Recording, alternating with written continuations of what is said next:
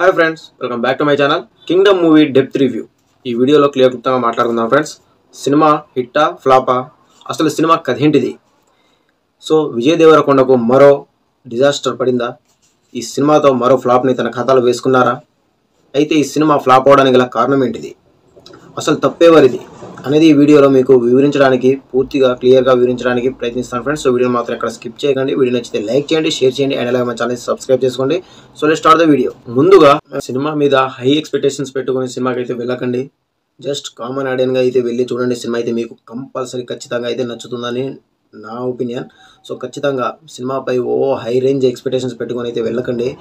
Cinema చూస్తున్నప్పుడు ఒక్కొక్కరు ఒక్కొక్క విధంగా అయితే కామెంట్ చేయడం జరిగింది ఫ్రెండ్స్. సినిమాని మెయిన్గా ఈ సినిమాలో స్టార్ట్ అయినప్పటి నుంచి ఎండ్ అయ్యే వరకు సినిమాలో ప్రతి ఒక్కళ్ళు, ఒకడు ఛత్రపతి అంటాడు, ఒకడేమో కేజీఎఫ్ అంటాడు, ఇంకొకడు సలార్ అంటాడు, ఇంకొకడేమో ఇటు మన రీసెంట్గా వచ్చిన రెట్రో మూవీ అంటారు.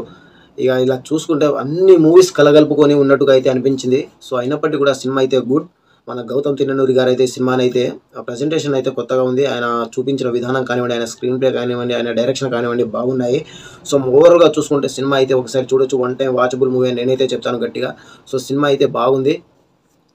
సో మీరు ఖచ్చితంగా సినిమా చూడాలంటే ఒకసారి అయితే చూడొచ్చు. మీరు ఫ్రీగా ఉంటే సినిమాని ఖచ్చితంగా అయితే ఒక్కసారి వాచ్ చేయండి. సినిమా మాత్రం ఖచ్చితంగా మీకు నచ్చుతుంది ఫ్రెండ్స్. మన విజయ్ దేవరకొండ యాక్షన్ సీక్వెన్స్ కానివ్వండి, వీళ్ళ అన్నదమ్ముల మధ్య వచ్చే సీన్స్ కానివ్వండి, అండ్ అలాగే ప్రీ క్లైమాక్స్ కానివ్వండి, వీళ్ళ సినిమాలో ఖచ్చితంగా అయితే కథ అయితే బాగుంది కానీ ప్రజెంటేషన్, సినిమా రాసుకున్న కథ బాగానే ఉంది, ఆయన ఆలోచన బాగానే ఉంది, కానీ స్క్రీన్ మీద చూపించే విధానంలో కొద్దిగా తడబడ్డారని చెప్పొచ్చు. ఫస్ట్ హాఫ్ బాగానే ఎంగేజింగ్గా తీసుకెళ్ళినా సరే సెకండ్ హాఫ్ స్టార్ట్ అయ్యేసరికి మాత్రం కొద్దిగా తడబడ్డారని అనిపించింది నాకైతే సినిమా చూస్తున్నంతసేపు. సో హీరోనికి పెద్ద రోల్ అయితే ఏం దక్కలేదు. మోర్ దెన్ 10 minutes కూడా ఉండదు సినిమాలో. సో తనకు ఇచ్చిన పాత్ర మేరకు అయితే తను కూడా బాగానే చేయడం జరిగింది సినిమాలో అయితే. సో ఇది ఫ్రెండ్స్ కింగ్డమ్ మూవీ. మీకు ఎలా అనిపించిందో కూడా కామెంట్ చేయండి. ఒకవేళ మూవీ చూడకపోతే వెంటనే వెళ్ళి ఒక్కసారి అయితే చూడొచ్చు ఫ్రెండ్స్. సినిమాని మరి అంత దారుణంగా అయితే ఏం లేదు. సినిమా అయితే one time watchable movie. Cinema అయితే బాగుంది, చూస్తే మీకు ఖచ్చితంగా నచ్చుతుంది. సినిమాపై ఓవర్ ఎక్స్పెక్టేషన్స్ పెట్టుకుని మాత్రం వెళ్ళకండి. అసలు కింగ్డమ్ మూవీ కథ ఏంటిదంటే, 1920 సమయంలో శ్రీకాకుళం తీర ప్రాంతం వద్ద ఒక తెగ అయితే నివసిస్తూ ఉంటుంది. సో అక్కడ వాళ్ళు నివసిస్తున్న ప్రాంతం దగ్గర విలువైన ఖనిజం అయితే దొరుకుతుంది ఫ్రెండ్స్. సో ఆ ఖనిజంని ఎలాగైనా సరే దొంగలించాలని చెప్పి బ్రిటిష్ వాళ్ళైతే ఆ తెగ మీద దాడి చేయడం, వాళ్ళని చంపడం లాంటిది చేస్తూ ఉంటారు. సో ఆ తెగకి ఒక నాయకుడు అయితే ఉంటాడు. అక్కడ దొరుకుతున్న విలువైన ఖనిజం కోసం బ్రిటిష్ వారైతే వాళ్ళ మీద దాడి చేయడం, సో ఆ దాడిలో ప్రజల కోసం పోరాడి నాయకుడు తన ప్రాణాలు అయితే కోల్పోవడం జరుగుతుంది. ఇక్కడ నుంచి ఆ తెగ వాళ్ళు ఒక కొత్త నాయకుడు రాక కోసం అయితే ఎదురు చూస్తూ ఉంటారు ఫ్రెండ్స్. సో ప్రజెంట్ ఇప్పుడు జరిగే మెయిన్ స్టోరీ ఇది. సో 1991 సంవత్సరంలో అంకాపూర్ పోలీస్ స్టేషన్లో చిన్న కానిస్టేబుల్ ఉద్యోగంలో అయితే మన సూర్య అలియాస్ విజయ్ దేవరకొండ గారు అయితే పనిచేస్తూ ఉంటారు ఫ్రెండ్స్. సో అక్కడ నుంచి ఆయన్ను ఒక ఆఫీసర్ పిలిచి అండర్ కవర్ ఆఫీసర్గా వెళ్ళాల్సి ఉంటుంది నువ్వు అని చెప్పగా, సో నేను వెళ్ళనని చెప్పి రిజెక్ట్ చేయడం అయితే జరుగుతుంది. సో అక్కడ ఉన్నది మీ అన్న అయితే వెళ్తావా, వాళ్ళ అన్నను ఎలాగైనా సరే కాపాడి తీసుకురావాలని చెప్పి ఆ అండర్ కవర్ ఆఫీసర్గా అయితే మన విజయ్ దేవరకొండ అలియాస్ సూర్య అయితే వెళ్ళడం జరుగుతుంది. సో అక్కడ వెళ్ళిన తర్వాత వాళ్ళ అన్నను తిరిగి తెచ్చుకున్నాడా, అసలు అక్కడున్న ఆ తెగకు మన విజయ్ దేవరకొండ గారికి సంబంధం ఏంటి, సో ఆ తెగకు అండగా నిలబడడానికి తను ఎదుర్కొన్న పరిస్థితులు ఎటువంటిది, వాళ్ళని కాపాడా లేదా, ఆ తెగకు తను నాయకుడు అవ్వడానికి గల కారణం ఏంటిది అనేది మనకు తెలియాలంటే సినిమా చూసి తెలుసుకోవాలి ఫ్రెండ్స్. సో ఇప్పుడు సినిమా అసలు ఎలా ఉంది అనేది మాట్లాడుకుందాం ఫ్రెండ్స్.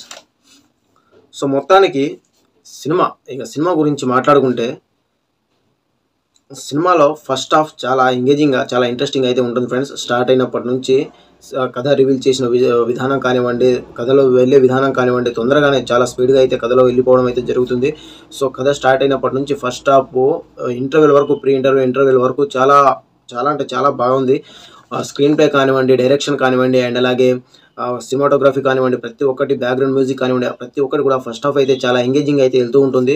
సో గుడ్ ఇంటర్వెల్ అని చెప్పొచ్చు. నెక్స్ట్ ఏం జరగబోతుందో అనే క్యూరియాసిటీ అయితే పెంచింది ఇంటర్వెల్ వరకు అయితే. సో ప్రాబ్లం ఏంటిదంటే, సెకండ్ హాఫ్ స్టార్ట్ అయిన వెంటనే ప్రాబ్లం అయితే స్టార్ట్ అవుతుంది ఫ్రెండ్స్. సెకండ్ హాఫ్ అయితే చాలా స్లోగా ఉంటుంది, చాలా స్లో నెరేషన్ ఉంటుంది, చాలా అంటే అసలు కథకి దానికి సంబంధం లేకుండా ఎటో వెళ్తూ ఉంటుంది. అండ్ అలాగే ప్రీ క్లైమాక్స్ వరకు సినిమా ఓకే, సర్లే ఇక క్లైమాక్స్ వరకు చూడాలి కదా. క్లైమాక్స్ ఇంకా ఏ రేంజ్లో ఉంటుందో చూడాలి. పార్ట్ 2 అంటున్నారు కదా, ఇంకా ఏ రేంజ్లో ఉంటుందో. సరే ఈ మధ్యలో ఒక 30-40 మినిట్స్ ఓకే చికాగా ఉన్నా సరే, లాస్ట్ ప్రీ క్లైమాక్స్ వచ్చేసరికి జయ్యం లేస్తుంది ఒకేసారి సినిమా. సరే ప్రీ క్లైమాక్స్ బాగుంది, ఇంకా క్లైమాక్స్ ఇంకా ఏ రేంజ్లో ఉంటుందో అనే రేంజ్లో అయితే వెళ్ళిపోతారు ఒకేసారి. సో వెంటనే ప్రీ క్లైమాక్స్ అయినా వెంటనే క్లైమాక్స్ అయితే హడావిడిగా ఏదో ముగించాలి సినిమాని, ఇప్పుడు టైం అయిపోయింది కదా సినిమాని ముగించాలి ఎలాగైనా సరే అనే హడావిడితో జస్ట్ ఫ్యూ మినిట్స్లోనే చక ముగించేస్తారు. అసలు ఏ మాత్రం క్యూరియాసిటీ ఉండదు, ఏ మాత్రం ఇంట్రెస్టింగ్ ఉండదు, అసలు ఏ మాత్రం క్లైమాక్స్ అసలు ఏంది ఈ సినిమా ఎటుపోతుందో అనే చికాకు వేస్తుంది ఫ్రెండ్స్. క్లైమాక్స్ అయితే ప్రీ క్లైమాక్స్ వరకు ఓకే, ఇంటర్వెల్ తర్వాత ప్రీ క్లైమాక్స్ వరకు ఓకే. సినిమా ఇక టైం ఉంది కదా, సాగదిస్తున్నట్టుగా ఉన్నా సరే ఓకే చూద్దాం బాగుంటుందేమో. ప్రీ క్లైమాక్స్ ఒకేసారి జయ్యం లేసేసరికి క్లైమాక్స్ పై ఎక్స్పెక్టేషన్స్ హై రేంజ్లో ఉన్న ఏర్పడిపోతాయి. సో తర్వాత చూస్తే అసలు ఏమీ ఉండదు క్లైమాక్స్ అయితే. మరి దారుణంగా అయితే ఎండ్ చేయడం జరిగింది. సెకండ్ హాఫ్ గురించి లీడ్ ఇవ్వాలి. ఎప్పుడు అది క్లైమాక్స్ క్లియర్గా ప్రాపర్గా ఎండ్ చేసి ఆ తర్వాత అసలు సెకండ్ హాఫ్కి లీడ్ అనేది ఇస్తే బాగుంటుందేమో. అసలు సంబంధం లేకుండా చేసి క్లైమాక్స్ అయితే సెకండ్ హాఫ్ అయితే మరి చికాకు అయితే అనిపించింది ఫ్రెండ్స్. సో చాలా డిసప్పాయింట్ అయితే అయ్యాను నేనైతే సెకండ్ హాఫ్ అయితే. ఓవరాల్గా చూసుకుంటే సినిమా అయితే బాగుంది, ఒకసారి అయితే చూడవచ్చు, one time watchable movie. So cinema అయితే బాగుంది మొత్తానికి. సో ఇక యాక్టింగ్ పరంగా చూసుకుంటే మన విజయ్ దేవరకొండ గారు కానివ్వండి, సత్యదేవ్ గారు కానివ్వండి, అండ్ అలాగే భాగ్యశ్రీ గారు కానివ్వండి, విలన్ రోల్లో నటించిన మన జాలిరెడ్డి వెంకటేష్ కానివ్వండి, వీళ్ళందరూ కూడా తమ క్యారెక్టర్కు సరిపడా యాక్టింగ్ అయితే చేయడం జరిగింది. మంచి రోల్, ప్రతి ఒక్కరికి కూడా మంచి రోల్ అయితే ఇవ్వడం జరిగింది. అందరూ తమ రోల్కి సరిపడా పర్ఫార్మెన్స్ అయితే ఇచ్చారు ఫ్రెండ్స్. అందరికీ కూడా మంచి యాక్టింగ్ స్కోప్ ఉన్న రోల్ అయితే దక్కిందని చెప్పొచ్చు ఈ సినిమాలో అయితే. అండ్ దెన్ ఆ తర్వాత ఈ సినిమాలో మెయిన్ ప్లాట్ వచ్చి బ్రదర్ సెంటిమెంట్ ఫ్రెండ్స్. ఇటు సత్యదేవ్ అలియాస్ శివ అండ్ అలాగే విజయ్ దేవరకొండ అలియాస్ సూరి, వీళ్ళిద్దరు అన్నదమ్ములుగా అయితే ఈ సినిమాలో అయితే నటించారు. సో వీళ్ళిద్దరి మధ్య వచ్చే అన్నదమ్ములు సెంటిమెంట్ అయితే నెక్స్ట్ లెవెల్లో అయితే ఎలివేట్ అయిందని చెప్పొచ్చు. మెయిన్గా అయితే వీళ్ళ బ్రదర్ సెంటిమెంట్ అయితే సినిమాలో నెక్స్ట్ లెవెల్ ఉంటుంది ఫ్రెండ్స్. చాలా బాగా కనెక్ట్ అయ్యాను నేనైతే సినిమాలో మెయిన్ హైలైట్ ఏదైనా ఉంది అంటే అది వీళ్ళిద్దరి మధ్య వచ్చే సీన్స్ అండ్ అలాగే వీళ్ళిద్దరి మధ్య వచ్చే సెంటిమెంట్ సీన్స్ అని చెప్పొచ్చు ఫ్రెండ్స్.